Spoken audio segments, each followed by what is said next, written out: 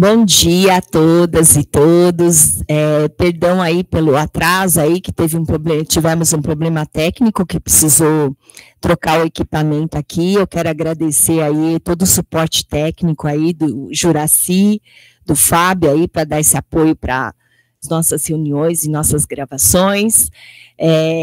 Nós vamos ter o prazer de ter aqui hoje a apresentação do nosso R1, João Paulo Rodrigues Adorno, sobre a orientação do Dr. João Paulo Lotufo, e agradecer também a presença do Dr. Maki Hirossi, nosso diretor clínico, e todos aqueles que estão aí presencialmente no anfiteatro da pediatria, e cada um dos coordenadores aí também que pôde liberar seus residentes para estar nessa atividade que nós cremos que é de muita importância na formação dos nossos residentes.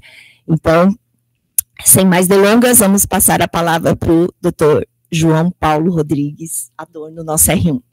Bom dia, tudo bem? Eu sou o João Paulo, sou residente da pediatria R1. Hoje a gente vai fazer uma apresentação que eu fui orientado com orientação do Dr. João Paulo Becker e da doutora Andresa, principalmente, mas também queria fazer um agradecimento especial hoje também a todos os chefes da neonatologia que me orientaram também nesse trabalho, no sentido de, foi um caso que passou pelas mãos deles. Agradecer também ao Dr. Frank por toda a participação no caso e por ter orientado também, dado depoimento acerca do caso. Iniciando a nossa apresentação, primeiro eu vou começar falando acerca do caso clínico nosso, que vai conduzir. Bom, o nosso paciente foi um paciente que nasceu aqui no HU mesmo, foi um paciente que foi um recém-nascido termo de 40 semanas e 2 dias, adequado para a idade gestacional no percentil 17, nasceu de um parto cesáreo no dia 12/11, que foi indicado por um pós-natismo. Nasceu bem, ele teve um Apgar de 8, 9 e 10, mas no primeiro momento ele não nasceu tão bem. Precisou ser realizado o clampeamento imediato do cordão umbilical dele em vista de uma hipotonia. Logo depois do clampeamento, ele teve uma melhora e depois foi indicado o contato pele a pele. Não chegou a ser necessário qualquer manobra de reanimação, foi só realizado mesmo o clampeamento, depois ele foi colocado junto à mãe. O peso de nascimento da criança foi de 3.050 gramas, que colocaria ele como adequado para a idade gestacional. Foi um recém-nascido do sexo masculino. De antecedente, durante o pré-natal, a mãe era uma secundigesta, já tinha tido um aborto prévio, ela tinha 32 anos, fez um pré-natal adequado, salvo engano, tinha 12 consultas ao longo da gestação. De antecedentes, tinha só um hipotireoidismo prévio à gestação, fazia uso de levotiroxina em dose ajustada, e não teve nenhuma outra intercorrência durante a gestação no sentido de qualquer doença. Não fez uso de álcool, droga ou tabagismo durante a gestação. Todas as sorologias eram não reagentes, com exceção de uma toxoplasmose que se mostrou suscetível no primeiro e no terceiro trimestre. Então, de forma geral, foi um pré-natal feito da forma adequada. Após o nascimento, foi uma criança que teve uma icterícia de início precoce. A investigação, a etiologia definida foi por uma incompatibilidade ABO. A mãe era O positivo, a criança era A positivo. Teve uma melhora depois de 3 dias de fototerapia sem nenhuma outra intercorrência durante esse período. Teve alta logo depois que foi encerrado esse período de foto. Teve alta no 4º dia em aleitamento materno exclusivo, com eliminações presentes, tinha diurese e tinha evacuação durante a internação toda. O peso de alta foi de 2.856 gramas, que foi uma perda máxima de 6,3% do peso de nascimento. Então, teve uma alta já bem otimizada também. E essa é a nossa criança, uma criança que aparentemente é uma criança de alojamento conjunto mesmo, sem nenhuma intercorrência a mais do que essa icterícia durante a internação. A admissão hospitalar, essa criança foi para casa, depois no 5º, 6º dia de vida, a mãe conta que ele começou com episódios de vômitos que inicialmente eram leitosos, depois se tornaram vômitos biliosos. Junto com isso, a criança tinha uma distensão abdominal e uma redução da aptidão alimentar. Não tem história de febre, não tem alteração de estado neurológico, a diurese é preservada, só que a última evacuação foi antes da alta do alojamento conjunto. No 7º dia de vida, que foi no dia 18/11, a criança procurou atendimento aqui no pronto-socorro do HU, e ao exame físico, a única coisa que evidenciava era um abdômen bastante distendido e tinha as alças palpáveis no abdômen. O toque retal não foi realizado na oportunidade, e a partir disso a gente já inicia a nossa discussão, primeiramente com a primeira referência que a gente vai citar, é justamente do livro do pronto-socorro nosso aqui da USP, que é acerca dos sinais clínicos que nos levariam a um alerta maior para alguma afecção cirúrgica. Então, por exemplo, vômitos repetidos, bilioses ou fecaloides, parada da eliminação de gases e fezes, extensão abdominal, massa abdominal palpável, sangramento intestinal e peristaltismo visível. A partir desse momento, nos levaria a pensar em alguma condição clínico-cirúrgica, nos levaria também a pedir um possível parecer para o pessoal da cirurgia geral, para a gente pensar em outras etiologias que merecem uma investigação. Dentro dessas, nosso paciente se encaixa principalmente no grupo da distensão abdominal, que era o principal sinal clínico que a gente tinha de alerta nesse momento. E por conta disso, a gente abre a chave para 3 principais grupos de doenças que a gente precisaria pensar nesse momento, que seria da obstrução intestinal, que a gente divide em baixa e uma obstrução intestinal baixa e uma obstrução alta, e a enterocolite necrosante, muito frequente nesses pacientes no período neonatal também. A partir disso, a gente já inicia a pensar como a gente complementaria a nossa investigação. O que, a partir disso, qual seria o nosso próximo passo? E eu vou guiar isso principalmente de o que aconteceu aqui no nosso pronto-socorro e futuramente também no pessoal da neonatologia, para a gente ir complementando os passos, para a gente entender o que foi feito durante essa internação. Então, a gente abre a chave para discutir principalmente acerca da distensão abdominal, um relato de caso de um paciente que se tornou crítico, apesar de não ter nenhum antecedente que nos levaria antes a pensar nisso. Bom, o primeiro exame que a gente viu que foi realizado aqui no pronto-socorro foi uma ultrassonografia abdominal. Foi feita logo no período da tarde, quando o paciente foi admitido, ele já foi encaminhado para realizar uma ultrassom, era um paciente que estava bastante distendido, e em vista do pensamento de que ele estava vomitando bastante, a gente abre a chavinha da obstrução intestinal alta. A partir disso, foi realizado um ultrassom de abdômen superior, e por conta disso, fez uma investigação principalmente no piloro, para a gente pensar o que está causando esse vômito. É um vômito que inicialmente era leitoso, então a gente pode pensar que talvez fosse uma obstrução na via de saída do estômago para o duodeno. A partir disso, foi solicitado essa imagem da ultrassonografia, e aí a gente entra na discussão na nossa primeira hipótese, que viria em torno dessas 2 imagens aqui, as mesmas relacionadas à mesma doença, e a gente já tem um primeiro diagnóstico para a gente pensar que seria justamente a estenose hipertrófica do piloro. E a gente encontraria principalmente a espessura do músculo maior do que 3 milímetros e o sinal do alvo, na imagem axial, que é essa primeira aqui. Beleza, essa seria a primeira discussão nossa, só que quando a gente vai observar o laudo que veio da nossa ultrassonografia abdominal realizada aqui, o laudo foi um piloro tópico de difícil visualização, medindo cerca de 1,2 de comprimento por 0,2 em cada parede, sem sinais de estenose evidente ao método, então não foi uma hipótese que a gente não levou à frente. Junto com isso, depois, esse paciente foi transferido no SIM, e ainda no pronto-socorro foram realizadas as primeiras radiografias, mas lá mesmo, conforme a avaliação da cirurgia geral, ele já foi iniciado um jejum com sonda orogástrica aberta, foi feita uma introdução breve da sonda retal, mas teve saída de pouco mecônio e pouca melhora da distensão. Então foi o paciente que foi refratário às primeiras medidas, foi encaminhado para a unidade de cuidados intermediários neonatais no dia 19/11 para a gente complementar os cuidados. E essas são as primeiras radiografias que a gente tem do nosso paciente. O paciente bastante distendido, tem uma distensão principalmente no intestino grosso, mas também dá para visualizar bastante distensão no intestino delgado. Nesse primeiro momento foi encaminhado já solicitado a avaliação da cirurgia geral. A partir do momento que ele chegou na UCIM, já foi complementada essa investigação com a solicitação de uma imagem de decúbito lateral esquerdo. E dá para ver que realmente tem bastante distensão de alças, foi aventada a possibilidade de uma possível enterocolite necrosante, tem uma pneumatose intestinal ao método, principalmente em loja hepática. Então foi feita essa suspeita e em vista da piora clínica do paciente, já iniciados os antibióticos. Então, só a critério de registro mesmo, foi iniciada ampicilina, amicacina e metronidazol. Um pouco mais para frente a gente discute os principais agentes relacionados, mas a forma empírica da gente já iniciar o tratamento foi assim que foi iniciado.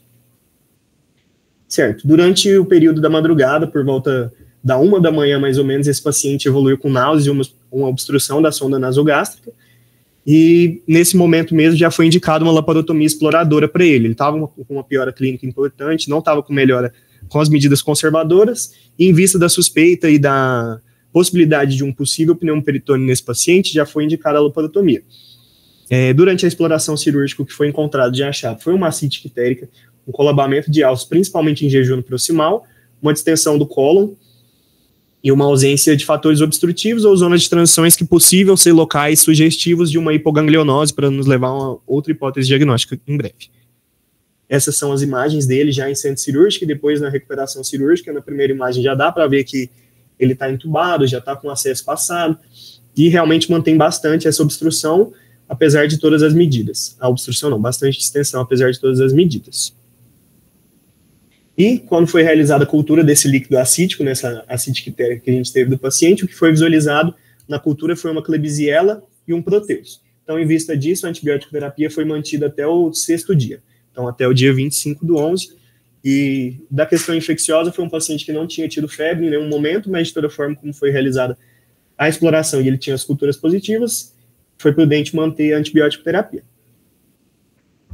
Ok, esse é nosso paciente, junto às imagens que eu mostrei na imagem anterior. Aqui já dá para ver que ele já tem um achadinho a mais, que é uma cicatriz na barriguinha. Então, já foi feita a primeira laparotomia exploradora nele.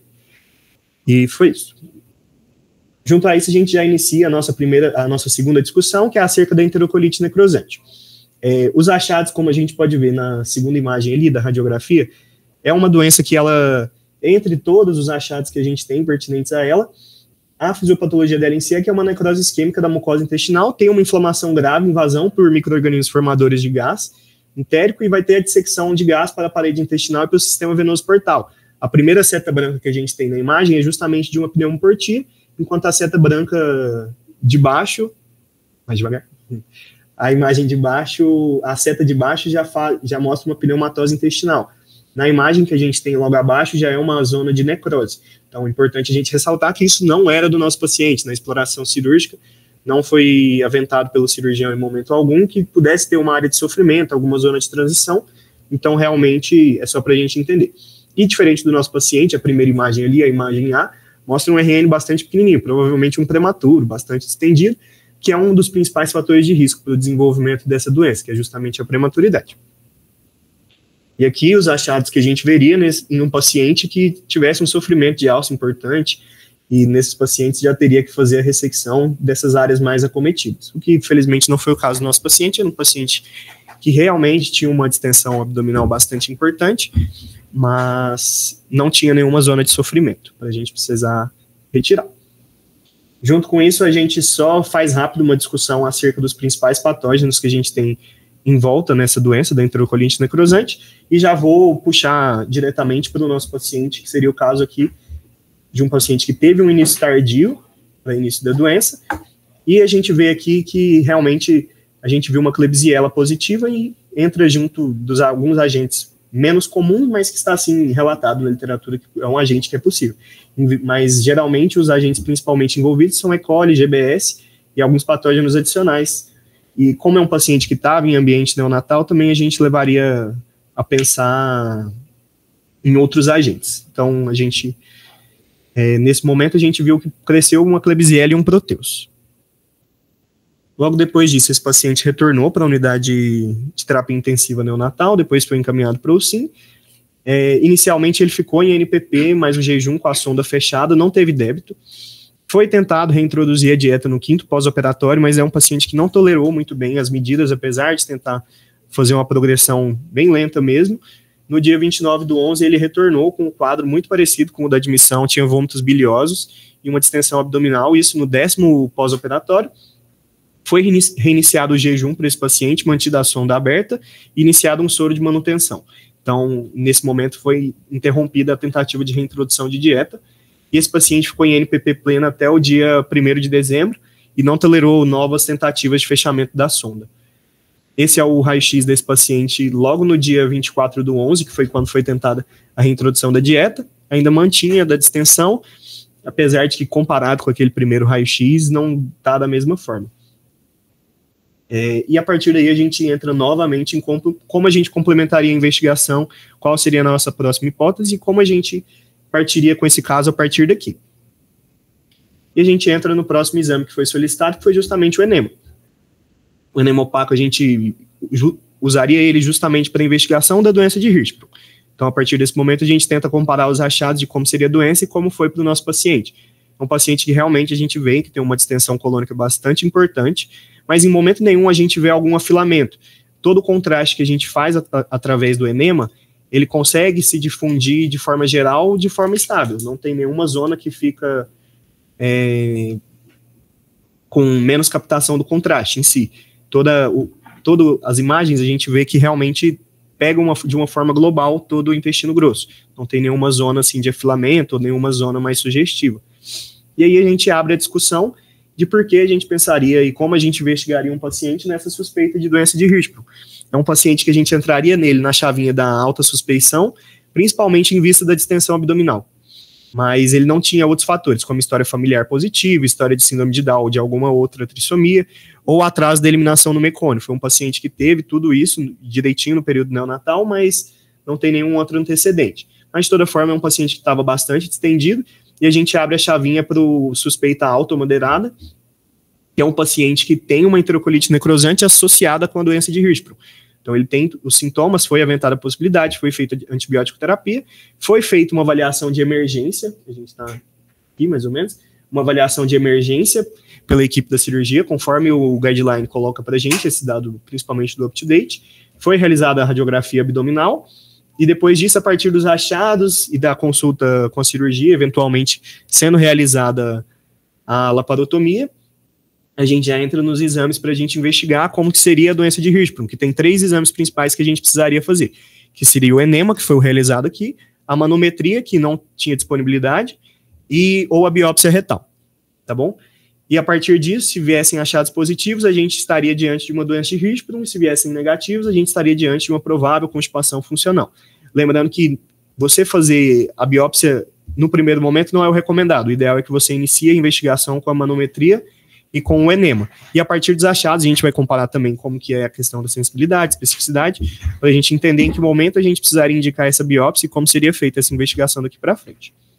Então, a gente partindo agora também para a doença de Hirschsprung, para conversar um pouco, a gente tem os 3 exames que a gente citou, abrindo a chavinha para o enema que a gente fez, é o exame que entre os 3 é o que tem a menor sensibilidade, mas a especificidade dele, em momentos em que a gente tem um achado positivo, beira um patognomônico. Então, se a gente vê a zona de transição, como nessa imagem aqui, que é essa imagem já do UpToDate também, a gente vê que tem uma zona de afilamento, vê que o intestino, a montante todo é bastante distendido comparado com o local onde tem esse afilamento.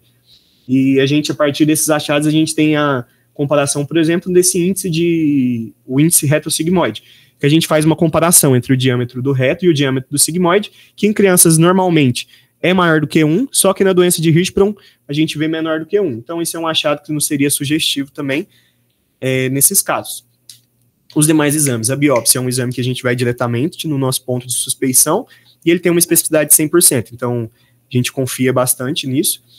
E o enema, em vista dele ter uma sensibilidade de 76%, que não é o ideal para a gente, não é um exame que, se ele viesse negativo, a gente descartaria logo de cara. A gente confiaria mais a partir dos demais exames. E tem alguns sinais sugestivos também para a doença de Hirschsprung, para a gente lembrar, citados nesse artigo que eu coloquei logo embaixo, que seria o atraso na eliminação do mecônio, a distensão abdominal, os vômitos e uma zona de transição e enema contrastado. Esses achados todos foram comparados juntos com pacientes que tinham apenas uma constipação funcional, e 3 desses achados presentes no paciente fala bastante positivamente para o diagnóstico de doença de Hirschsprung. Se tiver todos os pacientes no estudo tiveram pelo menos um desses positivo. Então, em algum momento, se não estava positivo, nenhum desses pacientes foi considerado como doença de Hirschsprung depois. A partir disso, a gente partiu para a biópsia. Então, é um paciente que a gente não conseguia descartar a partir do enema, então a gente foi a partir da biópsia. Só mais uma coisa. O enema também ele tem uma funcionalidade muito grande no sentido de, caso a gente veja essa zona de transição, também é muito importante para a programação cirúrgica. Então, o cirurgião faz uma análise cuidadosa desse enema para eventualmente saber o local onde vai ser principalmente realizada essa biópsia depois, ou eventualmente a cirurgia em si de ressecção. Mas isso depois teria que ser indicado após a biópsia. A biópsia ela é feita de 2 formas.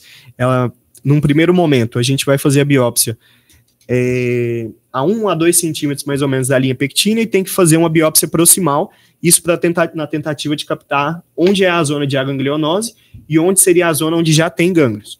Então, essa primeira, a 1 centímetro da linha pectina, tem uma aparente escassez dos plexos mioentéricos, sem evidenciar a presença de células ganglionares. Então, nesse a gente consegue ver um achado de aganglionose mesmo, e nessa que foi feita de forma proximal, a 2 centímetros da linha pectina, então, que é uma aparentemente hipertrofia neural, sem detecção de células ganglionares. Então a gente consegue achar realmente onde é o ponto onde não teve essa migração e onde está tendo essa ganglionose.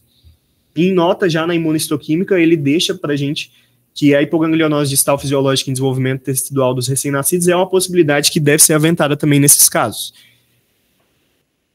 E é isso. Depois disso, esse paciente com o achado positivo para a doença de Hirschsprung, né, a gente tinha achado um local onde tinha realmente essa ganglionose. Em vista disso, no dia 20 de dezembro, esse paciente foi encaminhado para fazer uma sigmoidectomia com fechamento do reto e a colostomia. Foi feita a biópsia também para ser enviada ao anatomopatológico e depois acompanhada de forma ambulatorial, bem na transição, e foi feito o congelamento durante a cirurgia, que evidenciou a presença de células ganglionares. Ou seja, a gente realizando esse congelamento e vendo que na peça já tem a presença de células ganglionares, significa que a gente fez a ressecção na porção gangliônica mesmo. Então a gente consegue manter nesse paciente só a parte das células ganglionares. E junto com isso, já foi aberto o estômago e colocado a colostomia nesse paciente. Na internação, logo no pós-operatório, esse paciente evoluiu com uma hemocultura central e periférica positiva para cocos gram-positivos, inicialmente iniciado meropenem e vanco, empiricamente, e depois veio positivo para Staphylococcus epidermidis oxa-resistente, e foi retirado esses antibióticos e iniciado o amicacina e metronidazol. Esse paciente, no dia 31/12, logo na virada do ano, teve alta hospitalar para passar o Réveillon em casa, e teve um peso de 3.960 gramas, com boa aceitação já da dieta, logo no primeiro pós-operatório. Ele evoluiu bem, ele já tinha conseguido progredir a dieta, e a NPP foi suspensa completamente já no dia 22 para o dia 23 também. Então a gente conseguiu fazer uma progressão muito boa, o pessoal da neonatologia conseguiu fazer uma progressão boa, isso já no pós-operatório, ele já conseguiu mamar, a primeira vez que ele já conseguiu mamar com tranquilidade, não tinha nenhuma outra intercorrência, e agora ele tinha mais um achado a mais, que era realmente essa colostomia. E depois esse paciente foi encaminhado para a gente fazer o segmento no ambulatório. Quando eu comecei a acompanhar esse paciente, ele já estava com 4 meses de vida. A primeira consulta dele que tinha registro era por volta dos 2 meses, afinal ele ficou internado até mais ou menos 1 mês e meio, pegou bem no recesso do Réveillon, e logo no começo do ano ele veio aqui para a gente com quase 2 meses de vida, para fazer o segmento no AGEP mesmo.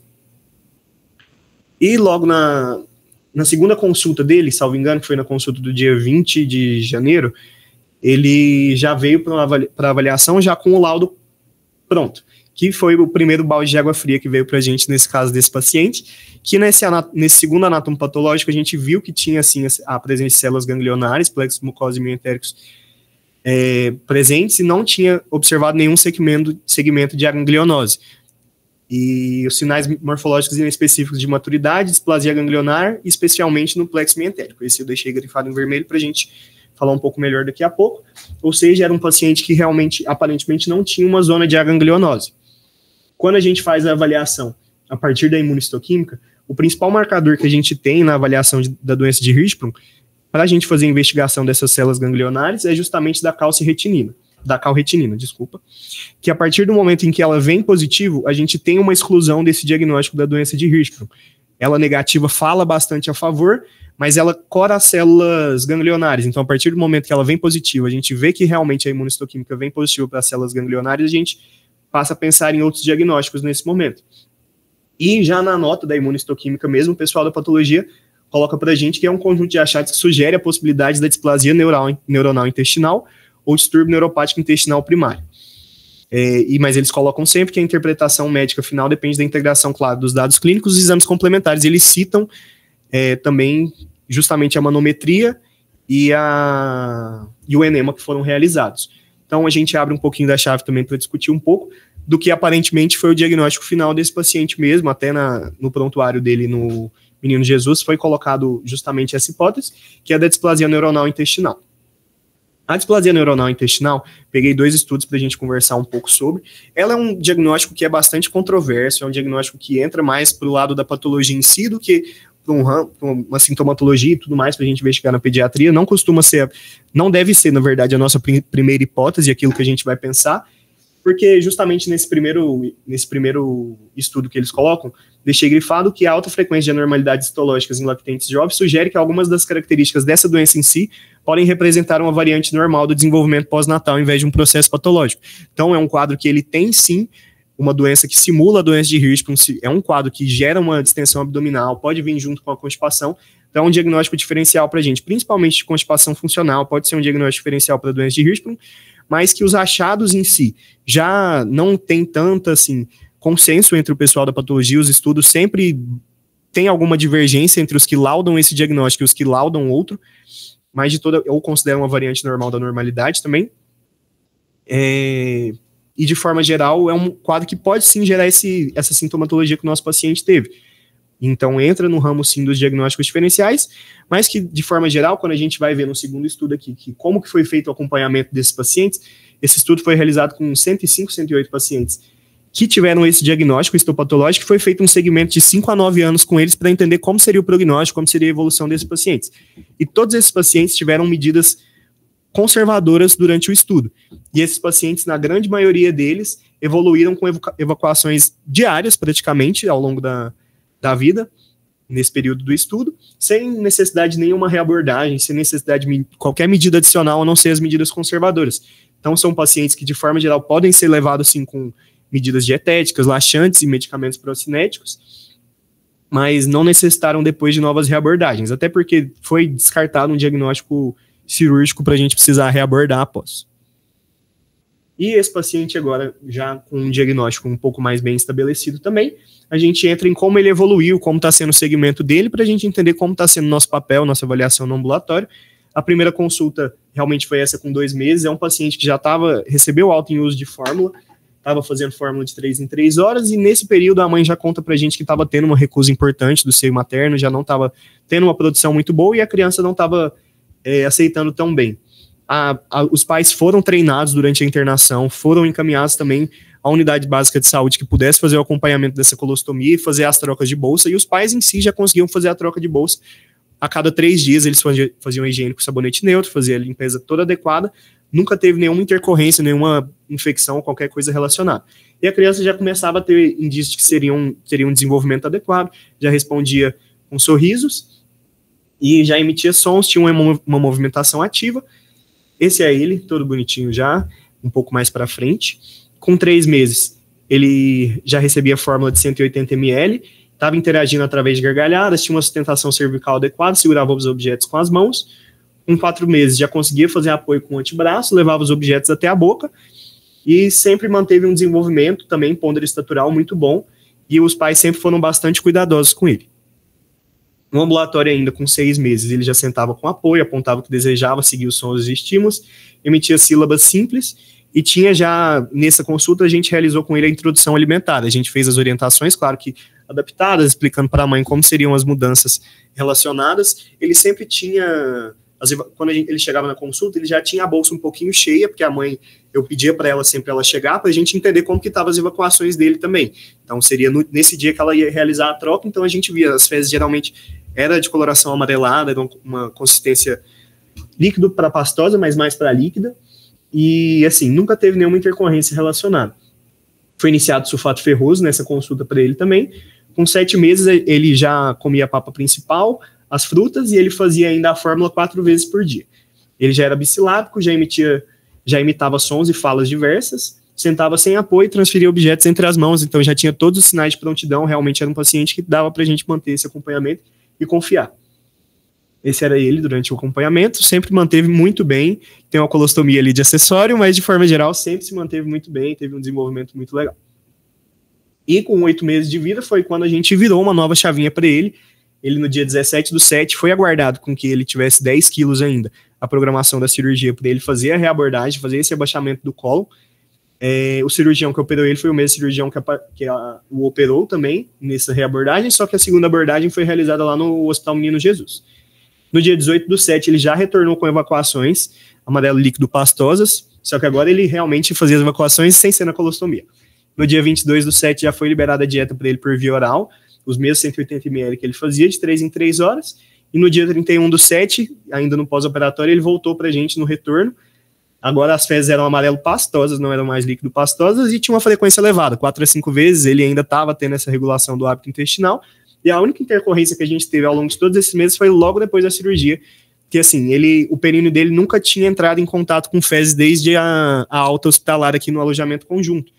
Então, não tinha resistência nenhuma na pele dele, então feriu bastante a região perineal dele. A gente fez todas as orientações com cicatrizantes, as pomadas de proteção e barreira, tinha bastante fissura local, aos poucos foi regredindo também. O pessoal da cirurgia geral, da cirurgia pediátrica que acompanhou ele, também fez as orientações, explicou que esse era um achado que ia acontecer, então a mãe já chegou para a gente da consulta ciente de que essa seria uma possível intercorrência dele no pós-operatório. Junto com isso, ele já iniciou balbúcios e já realizava as refeições com a mão. E esse é ele no pós-operatório, já sem um acessório que acompanhou ele por todos esses meses, já não tinha mais a bolsa, então se recuperando bem. Aqui para a gente ver como foi o segmento da questão dos marcos, ele sempre se manteve presente com todos os marcos presentes conforme a idade e não teve nenhuma outra intercorrência até onde a gente tem, dos 8 para os 9, 10 meses, ele não teve nenhuma outra intercorrência. Eu deixei marcado só até os 8 meses, que foi até onde a gente trouxe na apresentação. E aqui do segmento ambulatorial também de peso e estatura, sempre se manteve presente um desenvolvimento ponderostatural bastante adequado. Só nesses últimos meses, em vista ele teve alguns episódios de gastroenterite, e aí nesse período ele perdeu um pouquinho de peso, mas agora ele já voltou a recuperar também. E essas são as últimas imagens que a gente tem desse paciente. A mãe foi bastante solícita comigo, ela mandou as imagens, eu falei para ela que não exporia a identidade dele em momento nenhum da apresentação. É uma criança que, em todo momento, ele teve sim uma intercorrência, foi essa questão da colostomia, precisou passar por uma abordagem cirúrgica ainda no período neonatal, mas foi um paciente que depois se desenvolveu muito bem e que realmente nos dá uma aula de desenvolvimento e tudo mais, apesar de qualquer intercorrência que ele tenha passado. É uma criança que se desenvolveu muito bem, conseguiu atingir tudo muito bem, e os pais foram bastante cuidadosos. Essa primeira imagem eu mesmo tirei no ambulatório, a gente já vê que está tudo fechado, tudo bem cicatrizado, e assim, ele vai carregar essa cicatriz, mas ele é uma criança que se desenvolveu muito bem e vai continuar indo muito bem, eu tenho certeza. Essas foram as referências que a gente usou na apresentação, e muito obrigado.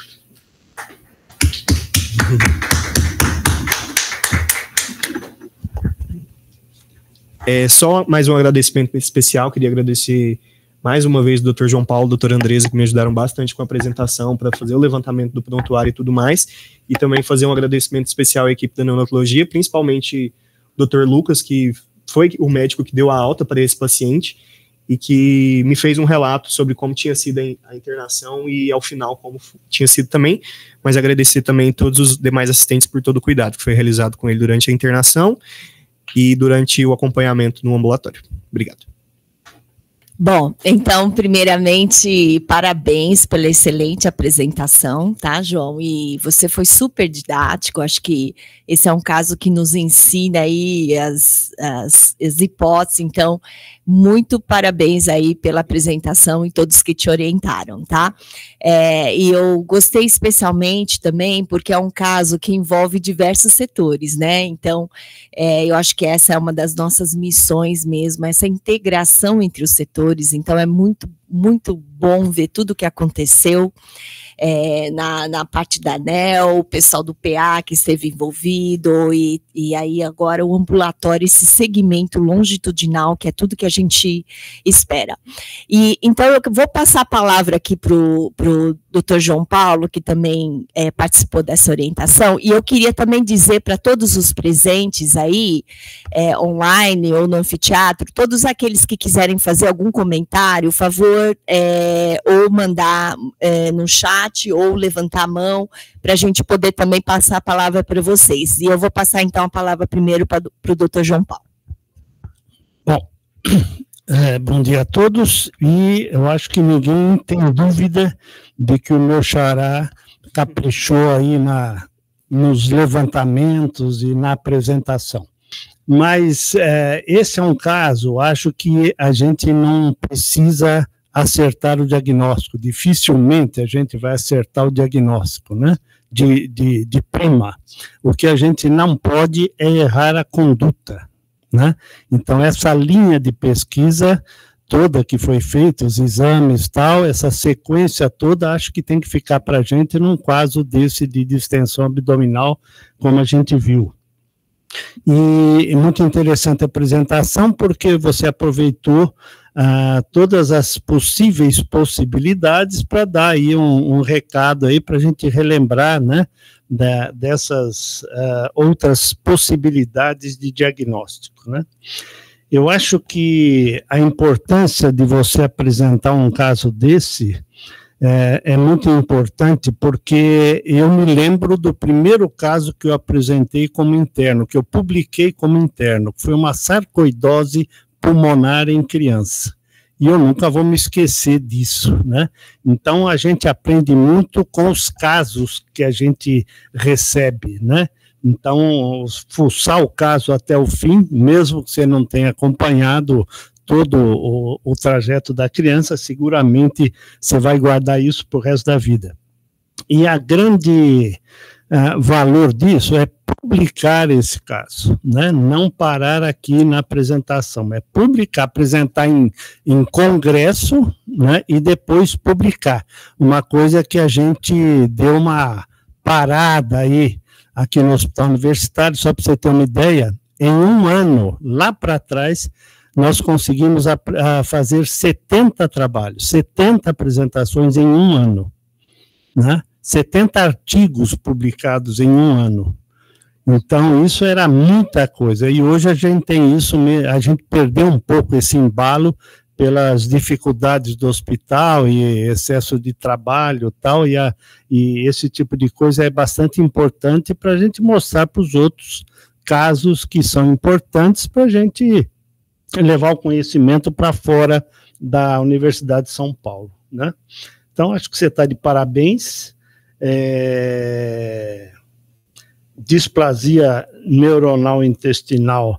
Eu faria uma pergunta sobre isso, né? Você apresentou os 89 casos ali, esses casos todos fizeram colostomia, fizeram a biópsia ou não? Foram casos que foi diagnóstico pela biópsia. Pela biópsia. Nem todos eles tiveram abordagem cirúrgica, mas os casos todos tinham sido diagnóstico a partir de uma biópsia. Tá. Que foi justamente para diferenciar da doença de Hirschsprung.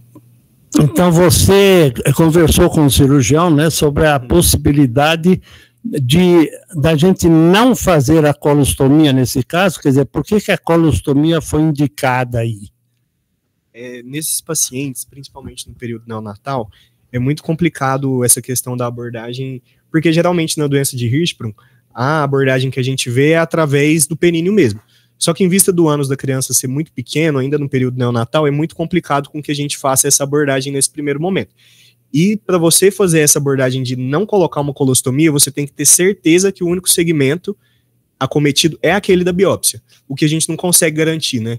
Geralmente o acometimento vai ser a montante, então a gente vai ter um acometimento às vezes no reto e vai ter um acometimento a montante, mas não tem como a gente garantir que aquele específico lugar vai ser o único que vai ter a ganglionose. Então, a partir do momento em que é feita a colostomia, a gente sabe que esse paciente vai evoluir com as evacuações depois. Se a gente não coloca, pode ser que a gente eventualmente precise fazer uma segunda reabordagem. Então não é interessante para esses pacientes a gente ficar submetendo eles a várias abordagens. E também porque é impossibilitado no período neonatal a gente fazer a abordagem através da via perineal. Muito bem, parabéns, está de parabéns e vamos em frente. Eu estou vendo uma mão levantada no anfiteatro, vocês conseguem falar?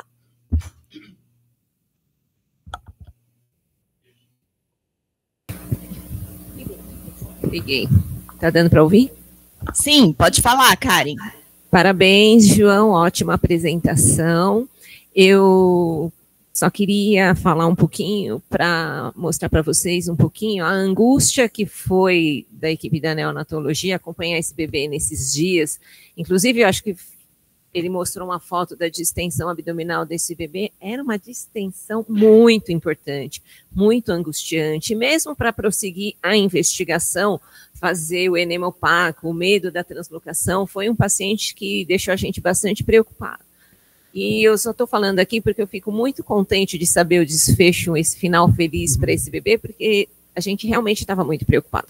Mesmo na época de indicar a segunda abordagem cirúrgica, a questão da colostomia foi muito discutida, viu, João Paulo?